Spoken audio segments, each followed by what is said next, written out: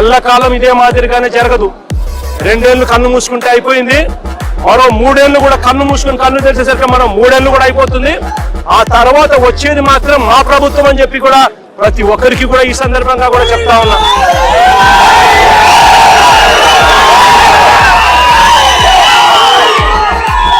చంద్రబాబు నాయుడు గారికి చెప్తా ఉన్నాను, ఆయన కొడుకు చెప్తా ఉన్నాను, ఆయనకు కొమ్ము కాస్తా ఉన్నా ఆయన పార్టీ ఇతర పార్టీ నాయకులకు చెప్తా ఉన్నాను, ఆయనకు కొమ్ము కాస్తా ఉన్నా ఇలాంటి పోలీస్ అధికారులకు కూడా చెప్తా ఉన్నాను. ఎల్లకాలం ఇలా అన్యాయం చేస్తా ఉంటే మాత్రం ఎప్పుడు కూడా దేవుడు చూస్తూ ఊరుకోవడానికి మాత్రం గుర్తుపెట్టుకోండి. ఖచ్చితంగా మీకు మొట్టికాయలు పడతాయి. రేపు పొద్దున మా ప్రభుత్వం వచ్చిన తర్వాత వీటి అన్నిటి మీద కూడా ఎంక్వైరీలు వేస్తాము, వడ్డీతో సహా చెల్లిస్తారు అని కూడా ఈ సందర్భంగా అందరికీ కూడా చెప్తా ఉన్నాం.